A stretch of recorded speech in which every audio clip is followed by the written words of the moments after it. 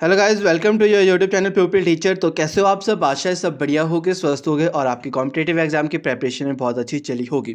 फिलहाल आज की वीडियो में हम बात करेंगे प्रेपोजिशन के कुछ मोस्ट इंपॉर्टेंट क्वेश्चन। तो ये हमारे एक्सरसाइज टाइप क्वेश्चन होने वाले हैं। इससे पहले अगर आपने मेरे चैनल पर वीडियोज़ नहीं देखी है तो आप चैनल पर जाकर देख सकते हो, जहाँ पे कि मैंने प्रेपोजिशन के रूल्स के बारे में बात की है। वो आपको और ज़्यादा हेल्प करेगी आपके किसी भी कॉम्पिटिटिव एग्जाम के लिए। फिलहाल आज की वीडियो को शुरू करते हैं। तो क्वेश्चन नंबर 1 है हमारे पास, this pen is superior dash that pen. तो यहाँ पे जो आपके पास सुपीरियर वर्ड है, ये आपके पास क्या है, एक फिक्स प्रेपोजिशन का यूज़ होगा इसके साथ। जहाँ पे भी आपके पास लास्ट में जो वर्ड्स में आई ओ आर आता है, जैसे कि यहाँ सुपीरियर में आप देख सकते हो आई ओ आर आ रहा है, तो आप टू प्रेपोजिशन का यूज़ करोगे। यानी कि यहाँ पे हमारा जो ऑप्शन नंबर डी है वो बिल्कुल सही है। This pen is superior to that pen. जैसे कि आपके पास सीनियर आते हैं, जूनियर आते हैं, उसमें देखो आई ओ आर आपके पास होगा लास्ट में। तो कहीं पे भी आपके पास आई ओ आर होता है, वहाँ पे आप टू प्रेपोजिशन का यूज करोगे। नेक्स्ट बात करते हैं क्वेश्चन नंबर 2 की। तो ये है हमारे पास, I do not wish dash name and fame. तो यहाँ पे जो नेम एंड फेम है, आखिर इससे पहले कौन सा प्रेपोजिशन यूज होगा आपका? तो यहाँ पे आप फॉर प्रेपोजिशन का यूज करेंगे। आई do not wish for name and fame. It mean जो आपका विश है यहाँ पे, ये आपके पास है यहाँ पे फिक्स प्रेपोजिशन। यानी कि जहाँ पे भी आपके पास विश होता है, वहाँ पे आप जो है फॉर जो प्रेपोजिशन है उसका यूज करोगे। विश जहाँ पे भी होगा वहाँ पे फिक्स प्रेपोजिशन लगेगा आपका फॉर। नेक्स्ट क्वेश्चन नंबर 3 है हमारे पास, आई वॉन्टर डैश हिज इग्नोरेंस। तो इग्नोरेंस आपके पास एक फीलिंग या एक्शन आप इसको बोल सकते हो, और यहाँ पे जो वॉन्टर है वो आपके पास यहाँ पे फिक्स प्रेपोजिशन यूज करेगा। यानी कि यहाँ पे जो आपका प्रेपोजिशन यूज होगा वो आपके पास एट प्रेपोजिशन का यूज होगा। ऑप्शन नंबर ए आपका बिल्कुल सही है, I wanted at his ignorance. Next question number 4 की बात अगर हम करते हैं, तो यहाँ पे आपके पास फिक्स प्रेपोजिशन यूज होगा, इसको भी याद रखना आपने। ही इज वॉर्थी डैश और प्रेज। तो वॉर्थी के बाद हमेशा आप ऑफ प्रेपोजिशन का यूज करोगे, क्योंकि ये फिक्स्ड है। कहीं पे भी वॉर्थी आपके पास वर्ड आएगा, वहां आप हमेशा ऑफ प्रेपोजिशन का यूज करोगे। यानी कि ऑप्शन नंबर बी यहाँ बिल्कुल सही है आपके पास। नेक्स्ट बात करेंगे अगर हम क्वेश्चन नंबर 5, ये भी आपका एक फिक्स्ड प्रेपोजिशन है। ज़्यादातर आज की वीडियो में फिक्स्ड प्रेपोजिशन के बारे में हम बात करेंगे। तो क्वेश्चन है आपके पास, ही यील्ड डैश इज एनिमी। तो जो आपका एल्ड है यहाँ पे वाई आई ई एल डी डील्ड, तो यहाँ पे आप हमेशा इसके साथ टू प्रेपोजिशन का यूज़ करोगे। आपके पास कहीं भी ये जो वर्ड आएगा तो आप वहाँ पे हमेशा टू प्रेपोजिशन यूज़ करोगे। तो ऑप्शन नंबर ए आपका बिल्कुल सही है। नेक्स्ट है आपके पास question number 6, he has a zeal dash social work. तो यहाँ पे जो आप यूज़ करोगे प्रेपोजिशन, वो आपका फॉर प्रेपोजिशन यूज़ होगा। यानी कि जो ऑप्शन नंबर ए है आपका वो बिल्कुल सही है। नेक्स्ट क्वेश्चन नंबर जो हमारे पास 7 है, ये आपके पास फिक्स्ड है, he is jealousy dash improvement in a good cause. तो जहाँ पे भी आपके पास जेलसी वर्ड आता है, वहाँ पे आप यूज़ करोगे फॉर, जेलसी फॉर। तो ये भी आपका फिक्स प्रेपोजिशन है। ऑप्शन नंबर डी यहाँ पे भी आपका बिल्कुल सही है। तो ये आपके कुछ ऐसे वर्ड्स है जहाँ पे फिक्स प्रेपोजिशन यूज़ होता है, इनको आप नोट डाउन कर लेना, ये आपको और ज़्यादा हेल्प करेगी आपके कॉम्पिटिटिव एग्जाम में। नेक्स्ट क्वेश्चन नंबर 8 है हमारे पास, she has no gist dash music. तो यहाँ पे भी आपका फिक्स प्रेपोजिशन, जहाँ पे भी आपके जिस्ट शब्द आता है वहाँ आप फॉर का यूज़ करोगे। तो यहाँ ऑप्शन नंबर ए आपका बिल्कुल सही है। नेक्स्ट अगर हम बात करेंगे, be united dash your friend. तो यहाँ पे भी आपका योर माई आता है, ज़्यादातर वहाँ पे आपका विद प्रेपोजिशन का यूज़ होगा। तो यहाँ पे be united with your friends. तो यहाँ पे जो ऑप्शन नंबर सी है बिल्कुल सही है। नेक्स्ट है आपके पास, this book is useful dash us for examination.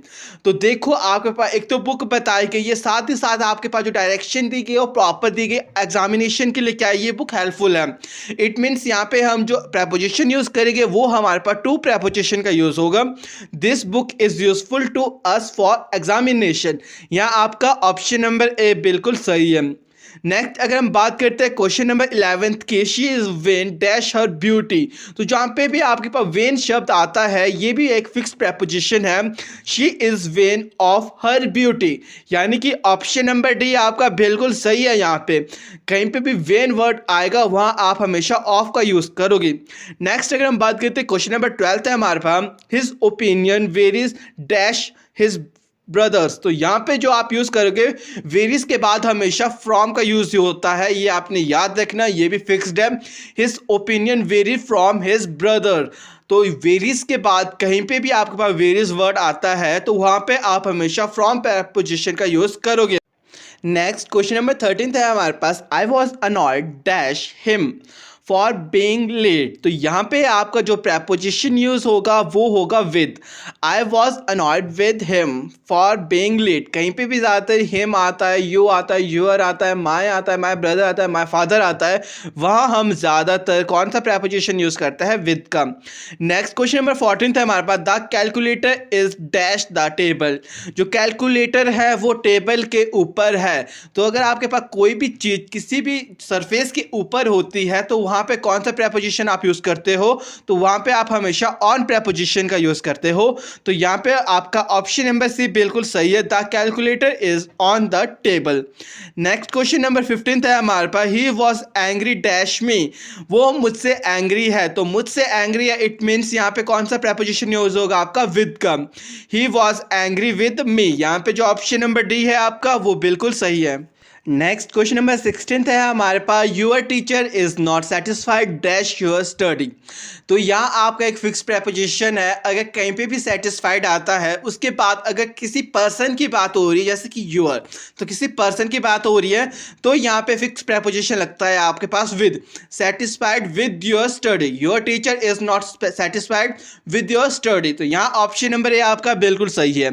Next है हमारे पास question number 17, he should take care dash his health. कई बार जब भी ज़्यादातर हेल्थ की बात होती है या किसी पर्सन की डेथ होती है डिजीज़ के कारण, तो वहाँ हम ऑफ प्रेपोजिशन का यूज़ करते हैं। तो यहाँ पे भी हेल्थ की बात हुई तो यहाँ हम ऑफ का यूज़ करेंगे, he should take care of his health. यहाँ पे आपका ऑप्शन नंबर सी बिल्कुल सही है। नेक्स्ट क्वेश्चन नंबर 18 है हमारे पास, मुकेश ट्रैवल डैश ट्रेन। तो आपको याद होगा अगर हम मीन्स ऑफ ट्रांसपोर्टेशन की बात करें, मीन्स की या कोई धातुओं की बात होती है तो वहाँ पे हम विद प्रेपोजिशन का यूज़ करते हैं। तो यहाँ पे ऑप्शन नंबर सी आपका बिल्कुल सही है, with. Mukesh travel with train, क्योंकि ट्रेन क्या एक मीन ऑफ ट्रांसपोर्टेशन है। नेक्स्ट क्वेश्चन नंबर 19 है हमारे पास, she jumped dash the well. वो कुएं के अंदर कूदी। तो यहाँ पे आप कौन सा प्रेपोजिशन यूज करेंगे वो आपने कमेंट बॉक्स में जरूर बताना है। नेक्स्ट क्वेश्चन नंबर 20 है हमारे पास, आर के ठाकुर इज सीनियर डैश मी। तो यहाँ पे जो सीनियर है मैंने पहले बताया, यहाँ फिक्स प्रेपोजिशन लगेगा। तो यहाँ पे सीनियर के बाद आखिर आप कौन से प्रेपोजिशन का यूज़ करोगे वो आप लोगों ने कमेंट बॉक्स में ज़रूर बताना। आखिर जो यहाँ सीनियर वर्ड है इसके बाद कौन सा प्रेपोजिशन यूज़ होगा, वीडियो के स्टार्टिंग में मैंने बताया है, ये आपके एक फिक्स प्रेपोजिशन का यूज़ होगा यहाँ पे। नेक्स्ट क्वेश्चन नंबर 21 है हमारे पास, Meena is satisfied dash her husband. तो आपको मैंने अभी अभी बताया है जो सेटिस्फाइड है उसके बाद एक फिक्स प्रेपोजिशन यूज़ करेंगे हम। कहीं पे भी आपके पास सेटिस्फाइड वर्ड यूज़ होता है और उसके बाद किसी भी पर्सन की बात होती है तो वहाँ पे हम हमेशा विद प्रेपोजिशन का यूज़ करते हैं। तो यहाँ पे ऑप्शन नंबर सी आपका बिल्कुल सही है, Meena is satisfied with her husband. Next question number 22 है हमारे पास, his wife dead dash cancer. तो यहाँ पे आपका एक फिक्स प्रेपोजिशन लगेगा। अगर किसी भी पर्सन की डेथ होती है किसी बीमारी के कारण या कोई हेल्थ से रिलेटेड कोई इश्यूज होते हैं, वहाँ पे आप ज़्यादातर जो प्रेपोजिशन यूज़ करते हो वो आप ऑफ प्रेपोजिशन का यूज़ करते हो। यानी कि यहाँ पे ऑप्शन नंबर सी आपका बिल्कुल सही है, his wife dead of cancer. तो यहाँ पे जो ऑफ है उसका यूज़ हुआ है। तो फिलहाल आज की वीडियो में तो बस इतना ही। आशा है आज की वीडियो आप सबके लिए हेल्पफुल रही होगी और इंटरेस्टिंग रही होगी और आपके प्रेपोजिशन से रिलेटेड थोड़े बहुत डाउट्स भी क्लियर हुए होंगे। तो फिलहाल अगर वीडियो अच्छी लगी होगी तो वीडियो को लाइक शेयर कर देना, और अगर चैनल पे नए हैं तो चैनल को भी सब्सक्राइब कर लेना, साथ ही साथ अपना प्यारा सा कमेंट भी कर लेना आखिर आज की वीडियो आपको कैसी लगी है। तो मिलते हैं अपनी नेक्स्ट वीडियो में एक नए टॉपिक के साथ।